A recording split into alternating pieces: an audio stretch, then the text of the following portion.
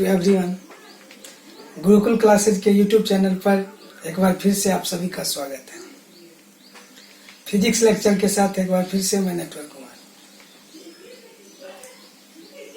पिछले क्लासों में हमने करंट इलेक्ट्रिसिटी के महत्वपूर्ण topic types of current, current electricity और करंट डेंसिटी के बारे में पढ़ा। आज हम लोग इलेक्ट्रॉन गैस मॉडल या इलेक्ट्रॉन थ्योरी ऑफ कंडक्शन के बारे में अध्ययन करेंगे, जहां से ड्रिफ्ट वेलोसिटी, रिलैक्सेशन टाइम और मोबिलिटी की चर्चा करेंगे। हम सभी केमिस्ट्री में जैसा कि पढ़े कि वैलेंस इलेक्ट्रॉन मेटल के बाउंड्री लैटिस में घूमने के लिए स्वतंत्र होते हैं। क्लासिकल अप्रोक्सीमेशन में ये इलेक्ट्रॉन का जो मोबिलिटी है, मूवेबिलिटी है, इसे इलेक्ट्रॉन गैस का नाम दिया गया।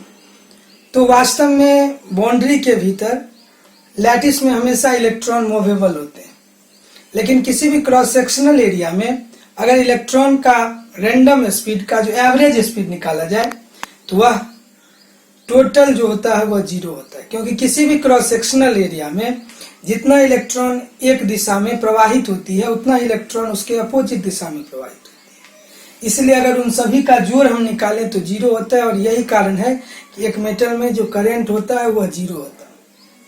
तो एवरेज वैल्यू करंट का 0 होता है और उसका जो एवरेज स्पीड है वह भी 0 होता है। तो इलेक्ट्रॉन लैटिस के भीतर जो उसका एवरेज वेलोसिटी है, जिसे हम v0 से यहाँ सूचित कर रहे हैं, v0 is equal to v1 plus v2 plus v3 plus dot dot vn by n। जैसा कि हम जानते हैं मैथमेटिक्स से कि औसत मान निकालने के लिए हम सभी आंकड़ों को जोड़कर उसकी संख्या से भाग देते हैं। तो v1, v2, v3, vn प्रत्येक इलेक्ट्रॉन के इंडिविजुअल वेलोसिटीज हैं, और n total number of electron within the boundary lattice. इसका वैल्यू 0 होता है। तो अगर हम किसी मेटल के भीतर एवरेज वेलोसिटी की बात करें तो बाउंड्री लैटिस के भीतर एवरेज वेलोसिटी 0 होता है, 0 होता है। लेकिन जब बाउंड्री लैटिस पर इलेक्ट्रिक फील्ड अप्लाई किया जाता है तो यह जो रैंडम मोशन है, यह रैंडम मोशन इलेक्ट्रिक फील्ड के डायरेक्शन में एक प्रकार के फोर्स का अनुभव करता है, जिस कारण से जो उसका रियल पाथ है उससे वह ड्रिफ्ट कर जाता है, बदल जाता है। जैसा कि हमने यहाँ एक अप्रोक्सीमेशन में डॉटेड लाइन के द्वारा इलेक्ट्रॉन के पाथ को दर्शाया है। जब बाउंड्री लैटिस पर किसी भी तरह का इलेक्ट्रिक फील्ड का प्रभाव नहीं हो, और दूसरा हमने बोल्ड लाइन का इस्तेमाल किया है जब इलेक्ट्रिक फील्ड अप्लाइड हो। इस दोनों में अंतर है, यह एक्स्ट्रा वेलोसिटी अनुभव करता है। चूंकि हम जानते हैं कि इलेक्ट्रिक फील्ड अप्लाई करने पर, इलेक्ट्रोस्टैट में हमने पढ़ा कि जब इलेक्ट्रिक फील्ड हम अप्लाई करते हैं तो F is equal to QE, तो प्रत्येक इलेक्ट्रॉन एक प्रकार के फोर्स का अनुभव करेगी, वह अपोजिट डायरेक्शन में। चूंकि इलेक्ट्रॉन पर नेगेटिव चार्ज होता है तो F is equal to -EE, और यदि फोर्स लगेगा तो निश्चित रूप से वहां एक्सीलरेशन होगा। और एक्सीलरेशन का परिभाषा न्यूटन के सेकेंड नियम से हम जानते हैं, F is equal to m, A is equal to F by m, तो -EE बाय m एक्सीलरेशन होगा। और अगर इलेक्ट्रॉन का कोलिजन, दो लगातार कोलिजन के बीच का समय अंतराल सूचित किया जाए, अगर पहला इलेक्ट्रॉन का सक्सेसिव कोलिजन के बीच का समय अंतराल t1 हो, दूसरे इलेक्ट्रॉन के लिए t2 हो, तीसरे इलेक्ट्रॉन के लिए t3 हो, nवां इलेक्ट्रॉन के लिए tn हो, तो निश्चित रूप से प्रत्येक इलेक्ट्रॉन अपने जो शुरुआती मूलभूत वेलोसिटी था v1, इसके अलावा भी एक वेलोसिटी गेन करेगी। और नेट वेलोसिटी को हम लोग v1 प्राइम से यहाँ सूचित कर रहे हैं। तो पहले इलेक्ट्रॉन का वेलोसिटी जो हमने लिया था इन the absence of electric field v1, अब उसका वेलोसिटी v1 प्राइम लेते हैं, जो पहले के वेलोसिटी और प्लस इलेक्ट्रिक फील्ड के कारण स्क्वायर किए गए वेलोसिटी के जोड़ के बराबर होगा। इसी प्रकार दूसरे इलेक्ट्रॉन के द्वारा प्राप्त वेलोसिटी होगा v2, जो उसका ओरिजिनल वेलोसिटी है, एंड प्लस इलेक्ट्रिक फील्ड के कारण एक्सपीरियंस किया गया। फिर इसी प्रकार से प्रत्येक इलेक्ट्रॉन एक एक्स्ट्रा वेलोसिटी गेन करेगी और वह Vn prime Vn plus minus EE/m into Tn होगा। तो अब जो एवरेज वेलोसिटी होगा वह एवरेज वेलोसिटी निश्चित रूप से 0 के बराबर नहीं होगी।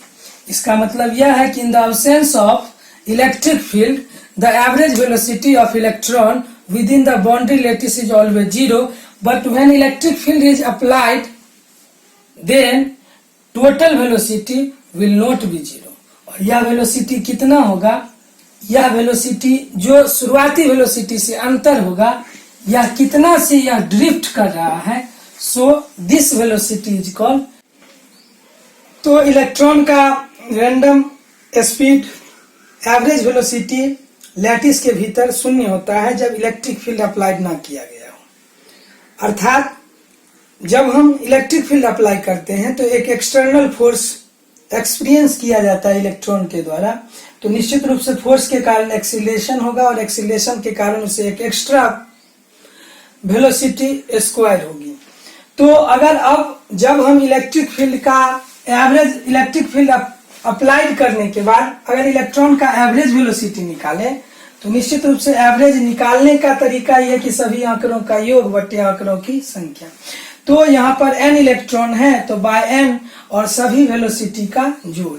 तो पहला इलेक्ट्रॉन का जो वेलोसिटी होगा वह उसका ओरिजिनल वेलोसिटी v1 प्लस यह जो एक्स्ट्रा वेलोसिटी इलेक्ट्रिक फील्ड के द्वारा उसे स्क्वायर हुआ है उस वेलोसिटी का जोड़, तो minus EE/m into T1 plus दूसरे इलेक्ट्रॉन के द्वारा प्राप्त जो टोटल वेलोसिटी होगी वह होगी v2, जो उसका ओरिजिनल वेलोसिटी है, माइनस EE/m इंटू T2। अब यहाँ पर जो हम प्रत्येक में यह टर्म यूज करें, v1 ओरिजिनल वेलोसिटी, v2 दूसरे इलेक्ट्रॉन का ओरिजिनल वेलोसिटी, इसी प्रकार v3 तीसरे इलेक्ट्रॉन का ओरिजिनल वेलोसिटी, vn nवां इलेक्ट्रॉन का एवरेज वेलोसिटी ओरिजिनल वेलोसिटी होगा, E इलेक्ट्रॉनिक चार्ज जिस पर निगेटिव चार्ज होता है इसलिए मैंने माइनस साइन को यहाँ पे इंक्लूड किया हुआ है, E applied electric field, m mass of the electron, T1 वह समय अंतराल जो इलेक्ट्रॉन के द्वारा दो सक्सेसिव कोलिजन के बीच में लिया गया, T2 दूसरे इलेक्ट्रॉन के दो सक्सेसिव कोलिजन के बीच का समय। इसी प्रकार Tn nवां इलेक्ट्रॉन के द्वारा दो सक्सेसिव कोलिजन के बीच लिया गया समय अंतराल है। अगर हम देखें तो सभी ओरिजिनल वेलोसिटी को एक साथ रखें तो हमें इस प्रकार की टर्म प्राप्त होगी, v1 plus v2 plus v3 dot dot vn/n। और दूसरे सभी वेलोसिटी के जो दूसरे टर्म है अर्थात अप्लाइड इलेक्ट्रिक फील्ड के कारण स्क्वायर की गई वेलोसिटी में देखें तो सभी में एक चीज कॉमन है, माइनस EE/m। तो इसे अगर हम कॉमन ले लें तो पहला टर्म में बचेगा T1, दूसरा टर्म में T2, इसी प्रकार अगर हम आगे बढ़ते चल जाएं तो ये हो जाएगा Tn/n। अब हम अगर बात करें तो और हमने पढ़ा था कि रैंडम वेलोसिटी जो होता है ओरिजिनल वेलोसिटी का जो एवरेज वेलोसिटी होता है v0 यह 0 होता है। तो इस प्रकार से अब जो एवरेज वेलोसिटी है इलेक्ट्रिक फील्ड अप्लाइड करने के बाद वह निश्चित रूप से 0 नहीं है, जैसा कि हमने शुरुआती में कहा कि निश्चित रूप से अब उस पर एक एक्सटर्नल फोर्स लग रहा है, फोर्स के कारण एक्सीलरेशन हो रहा है और एक्सीलरेशन के कारण प्रत्येक इलेक्ट्रॉन पर एक जर्क प्राप्त हो रही है जिसके कारण उसके वेलोसिटी में अंतर आ रहा है। तो इलेक्ट्रिक फील्ड अप्लाइड करने से पहले इलेक्ट्रॉन का जो रैंडम वेलोसिटी है बाउंड्री लैटिस के भीतर में तो उसका एवरेज वेलोसिटी या करंट की हम बात करें तो 0 होता है, लेकिन यदि इलेक्ट्रिक फील्ड अप्लाइड कर दें तो निश्चित रूप से वेलोसिटी 0 नहीं होगा। और वह वेलोसिटी कितना होगा तो that is equal to minus EE/m into tau. ये कहां से आए? टॉ एक लैटिन वर्ड है जिसको हमने लिया है यहाँ पर T1 plus T2 plus dot dot Tn/n, मतलब टॉ भी एक एवरेज क्वांटिटी है। और इसकी चर्चा हम आगे करें, उससे पहले हम यह जो वेलोसिटी इलेक्ट्रॉन के द्वारा प्राप्त की गई इलेक्ट्रिक फील्ड अप्लाइड करने के कारण जिस वेलोसिटी से वह अपने पाथ से ड्रिफ्ट हुई अर्थात विचलित हुई, उसे ही हम कहते हैं ड्रिफ्ट स्पीड।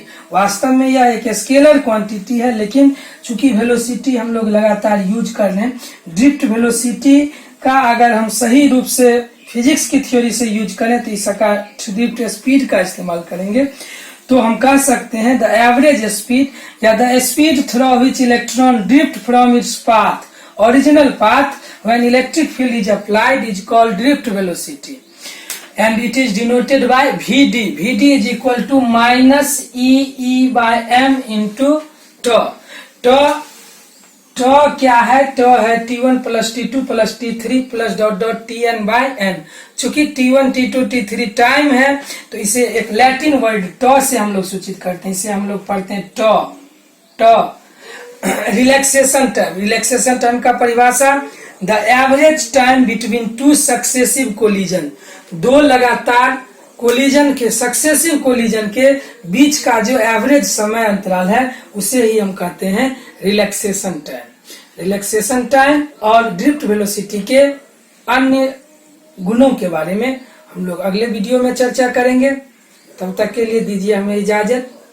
स्वस्थ रहिए, सुरक्षित रहिए, घर में रहिए निश्चित रूप से, और सतत स्वाध्याय में जितना समय अधिक से अधिक हो व्यतीत करें। और मिलेंगे हम अगले क्लास में। तब तक के लिए दीजिए हमें इजाजत।